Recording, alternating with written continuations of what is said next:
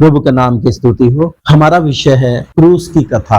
पहला कुरिन्थियों उसका 1 अध्याय 18 वचन।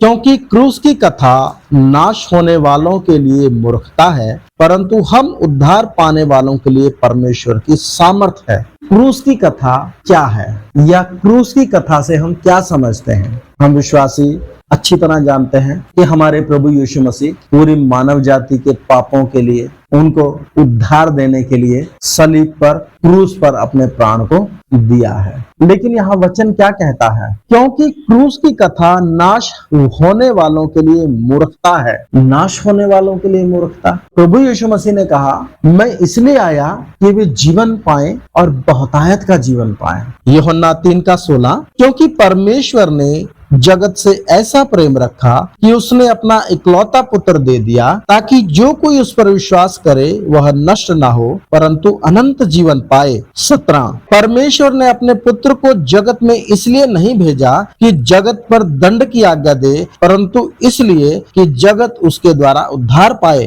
18। जो उस पर विश्वास करता है उस पर दंड की आज्ञा नहीं, परंतु जो उस पर विश्वास नहीं करता वह दोषी ठहर चुका, इसलिए कि उसने परमेश्वर के इकलौते पुत्र के नाम पर विश्वास नहीं किया। और दंड की आज्ञा का कारण यह है कि ज्योति जगत में आई और मनुष्यों ने अंधकार को ज्योति से अधिक प्रिय जाना, क्योंकि उनके काम बुरे थे। तो नाश होने वालों के लिए क्रूस की कथा मूर्खता है। किनके लिए? जो यीशु मसीह पर, जिसको पिता ने जगत के लिए क्रूस पर बलिदान होने के लिए दिया, जो क्रूस की कथा पर विश्वास नहीं करते। क्यों विश्वास नहीं करते? क्योंकि वो अपने पापों में जीना चाहते हैं, अपनी मनमर्जी में जीना चाहते हैं। यूहन्ना 3:19। दंड की आज्ञा का कारण यह है कि ज्योति जगत में आई और मनुष्यों ने अंधकार को ज्योति से अधिक प्रिय जाना, क्योंकि उनके काम बुरे थे। तो लोग अपनी बुराई में, क्योंकि पाप में शरीर का सुख मिलता है, इसलिए लोग पाप और बुराई में अपना मन लगाए रहते हैं। पहला कुरिन्थियों 2 अध्याय उसका 14 वचन। परंतु शारीरिक मनुष्य परमेश्वर की आत्मा की बातें ग्रहण नहीं करता, क्योंकि वे उसकी दृष्टि में मूर्खता की बातें हैं, और ना वह उन्हें जान सकता है, क्योंकि उनकी जांच आत्मिक रीति से होती है। तो अंधकार, लोगों ने अंधकार को ज्योति से अधिक प्रिय जाना। क्यों? क्योंकि शारीरिक हैं, पाप में जीते हैं और पाप के अलावा और किसी सुख की कल्पना नहीं कर सकते हैं, क्योंकि उनकी दृष्टि शारीरिक है। वो आत्मिक रीति से सोच ही नहीं सकते हैं। वो अपने शरीर के लिए ही जीते हैं, शरीर के अनुसार ही चलते हैं, और जो कुछ मन में आता है उसी को वो अपने जीवन में अपना अधिकार या जीवन जीने का अधिकार मानकर चलते हैं कि हमें अपनी मर्जी करने का, अपनी मर्जी से निर्णय लेने का क्या है? अधिकार है। क्योंकि जब एक व्यक्ति परमेश्वर के पास आता है तो वो अपने शारीरिक जीवन या बुरे जीवन से, जो मनुष्य का स्वाभाविक जीवन है, क्योंकि आदम के पाप के कारण मनुष्य स्वभाव ही से क्या है? पापी है, तो अपने स्वभाव में चलना तो पसंद करता है, लेकिन अपने आप को समर्पण करके, अपने आप का इनकार करके परमेश्वर की इच्छा के अनुसार चलने के लिए समर्पण नहीं करता।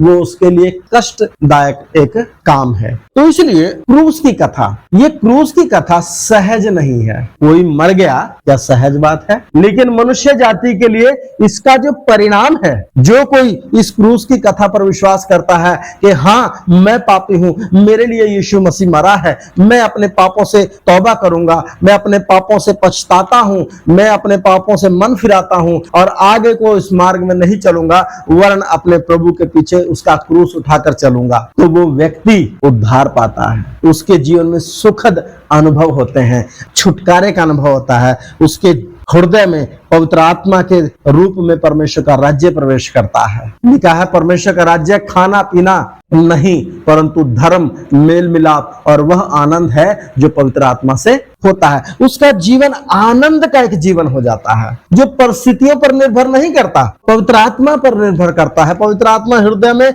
जीवन में आ गया है, चाहे वो गरीबी में है, चाहे अमीरी में है, चाहे बीमारी में है, चाहे वो दैहिक रूप से सुखी व्यक्ति है, तो भी वो आनंद जो है है, वो जो परमेश्वर की शांति है उसको हर घड़ी क्या करती है, संभालती है। क्रूस की कथा एक पीड़ादायक अनुभव है परमेश्वर के पुत्र प्रभु यीशु मसीह के लिए, जो उसने हमारे लिए सहा, लेकिन हम मनुष्यों के लिए सुखदायक शुभ संदेश है, सुसमाचार है। लेकिन ये शुभ संदेश, ये सुसमाचार हम तक पहुंचाने के लिए, देखिए, अगर आपको या मुझे कोई अच्छा कहना है तो हमें उसकी क्या करनी पड़ेगी, मदद करनी पड़ेगी, उसको रिस्पेक्ट करना होगा। कुछ भी, जब आपके घर में, मेरे घर में कोई मेहमान आ जाए तो हम टांग पर टांग रख के बैठे तो नहीं रहेंगे, अपना सुख त्यागना पड़ेगा। अपना सुख त्याग कर उसकी हमें क्या करनी पड़ेगी, आओ भगत पहुनाई करनी पड़ेगी, तब ना वो आकर अच्छा अनुभव कर पाएगा हमारे घर में। या हमारा कोई पड़ोसी या हमारा रिश्तेदार या हमारा कोई हमारे सामने कोई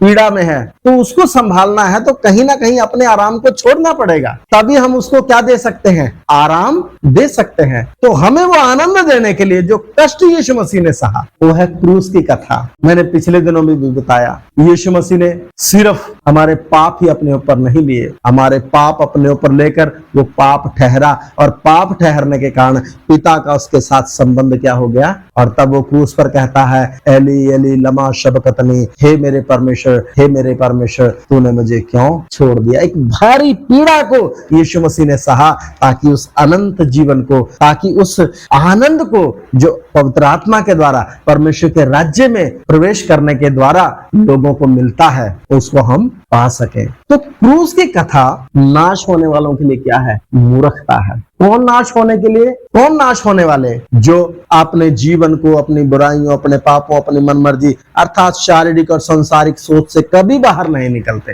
वो नाश होने वाले, उनके निकट मूर्खता है, क्योंकि वो सोच ही नहीं सकते ऐसा। लेकिन उद्धार पाने वालों के लिए परमेश्वर की क्या है, सामर्थ्य है। ये हल्की बात नहीं है। पहला तीमुथियुस 3 अध्याय उसका 16 वचन, इसमें संदेह नहीं कि भक्ति का भेद गंभीर है, अर्थात वह जो शरीर में प्रकट हुआ। देखिए, ध्यान से समझिएगा, क्रूस की कथा कितनी वैल्यूएबल है, या यूं कहें कि क्रूस की कथा एक गंभीर विषय है। क्यों?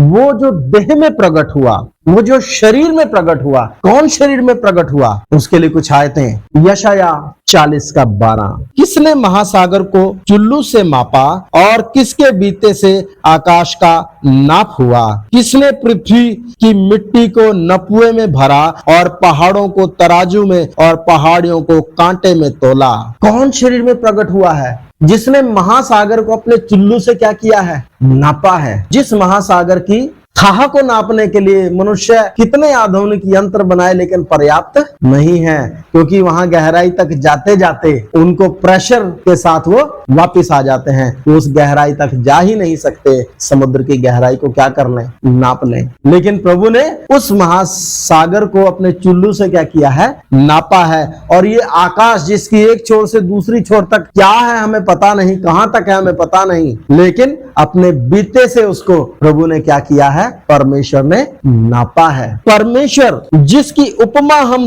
दे नहीं सकते।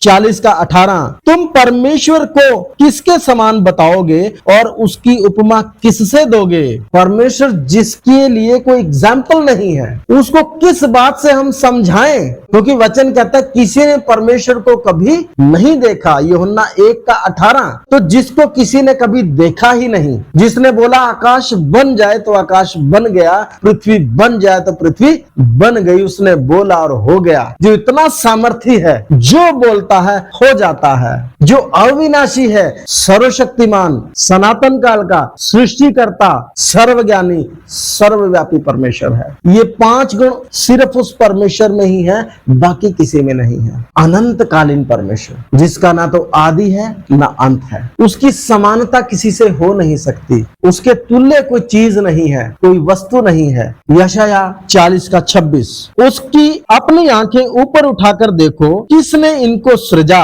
वह इन गणों को गिन गिन कर निकालता, उन सब को नाम ले लेकर बुलाता है। वह ऐसा सामर्थी और अत्यंत बली है कि उनमें से कोई बिना आए नहीं रहता। कि ब्रह्मांड के सारे गणों को, ग्रह, उपग्रह, आकाश गंगाएं, तारा गणों को उसने रचा है, और जिसको वो बुलाता है नाम लेकर वो आता है, क्योंकि वो अत्यंत क्या है, महाबली है। कौन शरीर में प्रकट हुआ? अविनाशी नाशवान शरीर में प्रकट हुआ, जिसका कोई आदि नहीं। उसने शारीरिक रूप में अपने आप की पुत्र के रूप में, परमेश्वर के दूसरे व्यक्तित्व के रूप में एक शुरुआत को रखा। हाँ, बाइबल में उसकी कोई डेट नहीं दी गई कि हम उसका जन्मदिन मनाएं। क्यों? क्योंकि बेशक वो शरीर में प्रकट हुआ तो भी वो अनंतकालीन परमेश्वर है। वो शरीर में क्यों प्रकट हुआ? क्योंकि मनुष्य को उद्धार देना है। मनुष्य अपनी आजाद मर्जी में पाप कर कर पापी हुआ है, परमेश्वर के विरोध में जाकर वो अनंत दंड का भागी हुआ है, तो भी उसके लिए पूरी कीमत किसने दी है? स्वयं परमेश्वर ने दी है। क्यों?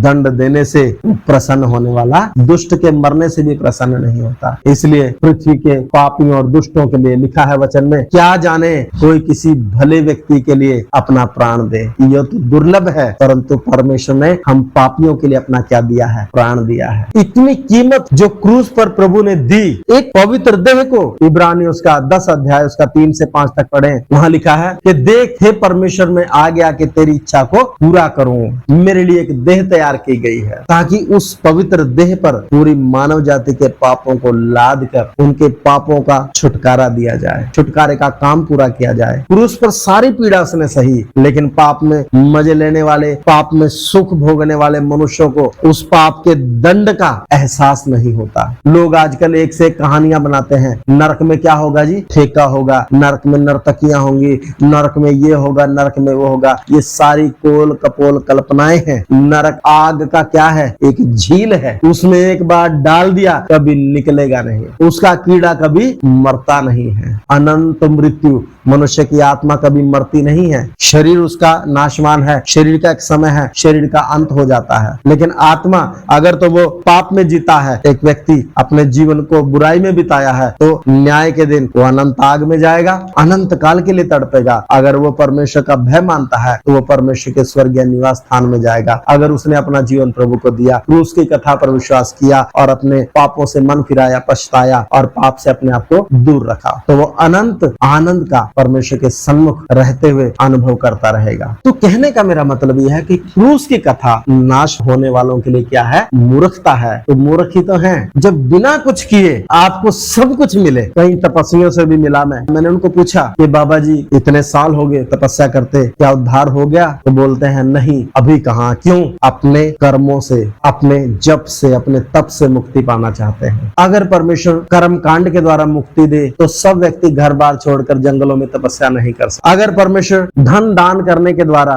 दानियों को मुक्ति दे तो सब लोग दान नहीं कर सकते। अगर ब्रह्मचर्य के द्वारा मुक्ति मिले तो फिर सृष्टि की कल्पना, मनुष्य जाति की कल्पना नहीं की जा सकेगी। कोई भी चीज पूरी मानव जाति के लिए उद्धार का कारण नहीं बन सकती। एक ही है क्रूस की कथा। यीशु मसीह ने सलीब पर जो लहू बहाया, मनुष्य जाति के लिए उसने उद्धार का जो काम किया, हर एक व्यक्ति विश्वास कर सकता है, चाहे वो गरीब हो, चाहे वो अमीर हो, पढ़ा लिखा हो, अनपढ़ हो, चाहे वो किसी भी तरह का व्यक्ति हो। हर एक व्यक्ति विश्वास करके क्या पा सकता है? उद्धार पा सकता है। और मनुष्य अपने जब तब कर्म से कितना कोशिश करेगा, कहीं ना कहीं तो वो गलती करेगा। क्यों? पाप में पैदा हुआ है, उससे कैसे बाहर निकल सकता है? एक व्यक्ति कुएं में पड़ा है, उसको जब तक कोई बाहर से रस्सा डाल के उसको कोई माध्यम से निकालेगा नहीं, तब तक वो कैसे निकलेगा? इसी तरीके से परमेश्वर का वचन क्रूस की कथा के द्वारा मनुष्य जाति को अवसर देता है कि वो अपने पापों से मन फिराए। लेकिन जो नाश होने वाले हैं उनके लिए मूर्खता है। वो कभी इस पर मन नहीं लगाएंगे कि एक हमारे लिए मरा, हम विश्वास करके मुक्ति पा सकते हैं। बल्कि क्या बोलेंगे? विश्वास करने से थोड़ी मुक्ति होती है, उसके लिए कर्म करना पड़ता है, उसके लिए बहुत कुछ करना पड़ता है। इतनी आसानी से मुक्ति नहीं होती, लोग अक्सर ये बोलते हैं,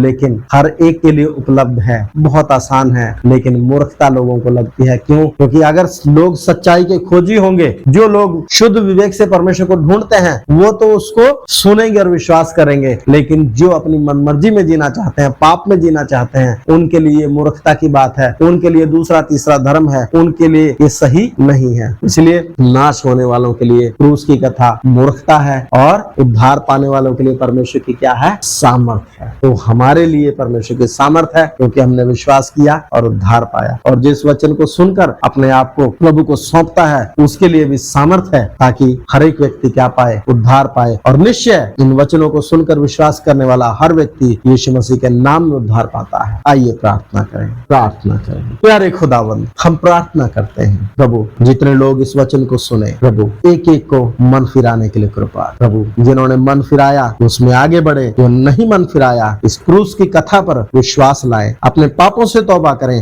मन को फिराएं और बुराई से हटकर परमेश्वर के सत्य मार्ग में चलें और प्रभु आपकी मर्जी को अपने में पूरा करें, ताकि उस अनंत जीवन को जो तूने मनुष्य जाति को उपलब्ध कराया, सारी कीमत तो आपने दी प्रभु, हर एक व्यक्ति पूरे जगत में प्रत्येक के लिए उपलब्ध है प्रभु। मन फिराकर उसको पा सके, ताकि उस अनंत जीवन का आनंद ले सके, बयाने में पवित्र आत्मा पा सके और हमेशा का जीवन जी सके। सहायता करें यीशु मसीह के नाम में, आमीन।